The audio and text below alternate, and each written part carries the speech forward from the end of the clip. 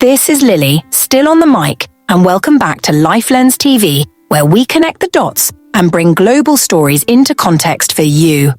Today we kick off with a story that's been stirring curiosity across the continent and, yes, raising eyebrows right here in Kenya.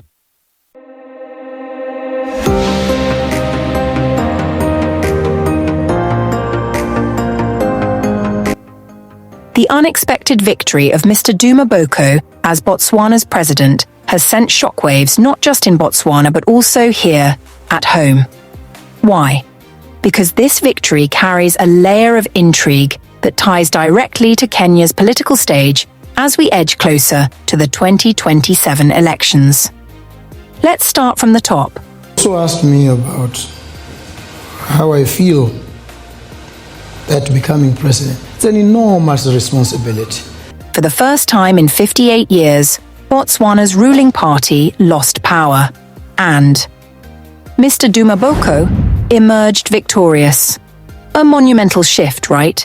Kenyans online celebrated this with memes and sly jabs, comparing it to a potential shake-up in Kenya's own political leadership. Some critics of President William Ruto cheekily hoped for a similar outcome in 2027. But here's where it gets fascinating. This isn't just a story of a political upset in Botswana. There's a deeper connection between Botswana's politics and our own. Where's the teacher? Director for this class? Yeah. Where's the teacher? Yes, Matiang'i. While Duma Boko was busy crafting his strategy for victory in Botswana, Matiang'i was working on his own master plan for a potential bid in Gauteng, Kenya's 2027 elections. And here's where the two political figures align. They both enlisted the services of the same high-profile international lobbying firm, Dickens and Madsen, a Canadian powerhouse led by the controversial. Yes, I used to be the National Security Advisor to the Prime Minister of Israel. Ben-Menashe, a former Israeli Mossad agent. Now, let's break this down.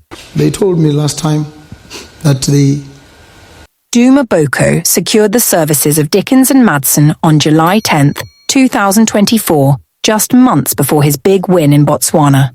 3 days later, on July 13th, Dr. Matiang'i signed his own deal with the same firm.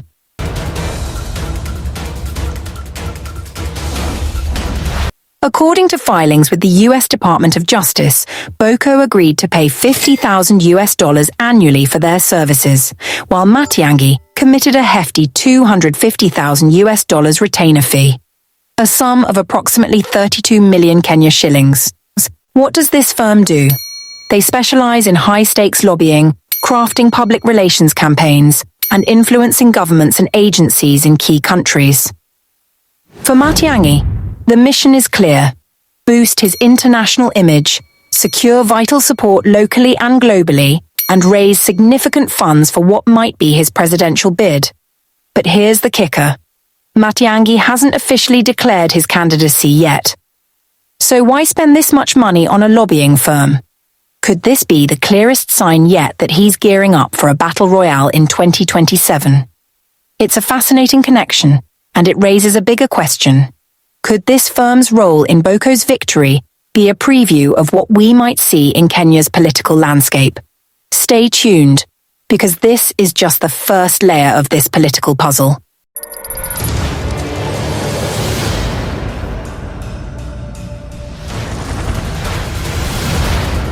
In the world of politics, image and influence are everything, and it seems Dr. Fred Matiang'i understands this better than most. Documents from Dickens and Madsen, the Canadian lobbying powerhouse he hired, reveal a meticulously crafted strategy to place him on the global stage and steer his political ambitions toward victory. According to these filings, Matiang'i has tasked the firm with lobbying the US government, its agencies and other global players to support his bid for the presidency. But that's not all. They'll also manage his media and public relations, painting him in a positive light on the international scene. Now, here's the juicy part. The firm explicitly states its role in influencing United States policy in favor of Matiang'i. This includes creating lobbying campaigns, disseminating informational materials, and even brokering financial support. In simpler terms, they're pulling out all the stops to ensure Matiang'i's name resonates not just in Kenya, but far beyond. And this isn't cheap. Matiang'i has already put down a hefty $65,000, 8.4 million Kenya shillings, as a deposit, showing just how serious he is about these services. The firm's responsibilities stretch beyond lobbying to other corners of the globe, including Japan. In Japan, Dickens and Madsen is expected to secure financial support and offer assistance ranging from providing key personnel to campaign training, technical know-how, and even equipment. It's a full-scale operation designed to power Matiang'i's campaigns on an international level. But why Japan, you ask? Well, Japan's reputation for supporting development initiatives and its global partnerships make it an attractive ally for any leader looking to elevate their stature. With this strategy, Matiang'i aims to align himself with influential global players and secure resources to bolster his domestic standing. The firm also promises to handle media relations, ensuring Matiang'i's narrative takes center stage in international outlets. This kind of positive spin can be a game changer for someone who's been in the crosshairs of political rivals. Let's not forget Matiang'i's tumultuous past. Once a trusted ally of President Uhuru Kenyatta, he rose to power as one of the most influential figures in the administration, often seen as Kenyatta's preferred successor over William Ruto. But politics, as they say, is unpredictable. After Kenyatta left the scene, Matiang'i found himself on the receiving end of harassment and public scrutiny under Ruto's government. From summons to a controversial raid on his Nairobi home, he's faced his fair share of hurdles. Now armed with a global lobbying firm, Matiang'i seems ready to turn the tables. He's betting on public relations and international backing to not just rebrand himself but also to challenge the status quo in Kenya. The question is, will this strategy work? What does it mean for Kenyan politics, and how might it shape the 2027 elections? The year 2027 could mark a groundbreaking debut for Dr. Fred Matiang'i in Kenyan politics. Although he's yet to publicly declare his candidature, his name keeps surfacing as a potential rival to President William Ruto, fueled by political whispers and the strategic moves he's already making. Dr. Matiang'i's political journey began in the academic world before President Uhuru Kenyatta brought him into government in 2013. Over the years, he gained a reputation as a no-nonsense leader, overseeing critical dockets such as education and internal security. However, stepping into active politics would be a new chapter for him.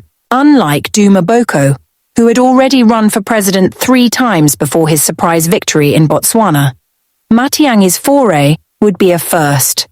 Whether he will take this bold step remains to be seen, but his recent alignment with the same Dickens and Madsen lobbying firm used by Boko signals a calculated approach to power. Interestingly, Boko signed his agreement with Dickens and Madsen on July 10th, while Matiang'i followed just 3 days later on July 13th. This striking similarity in timing has raised questions about whether Matiang'i is banking on the same blueprint that propelled Boko to victory. According to the contract signed by Boko, Dickens and Madsen promised to lobby international players, including the US and UK governments and international organizations, to support his political ambitions. Their role was to shape favorable policies, eliminate unfavorable narratives, and bolster his image globally. For Boko, the strategy worked. The lobbying firm even secured him meetings with senior US officials to discuss matters such as military cooperation, boosting his international credentials and portraying him as a leader ready for global partnerships. If Matiang'i follows the same path, we could see him leveraging international influence and alliances to strengthen his position back home. But while the strategy worked for Boko in Botswana, will it have the same impact in Kenya's highly dynamic political arena? This development also raises broader questions. Is international lobbying becoming the new norm for African leaders seeking to solidify their power?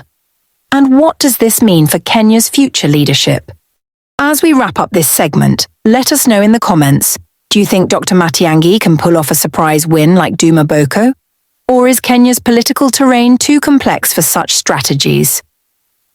Thank you for staying with us through this compelling discussion. Don't forget to like, share and subscribe to LifeLens TV for more deep dives into political trends shaping our world. This is Lily, signing off. See you in the next episode.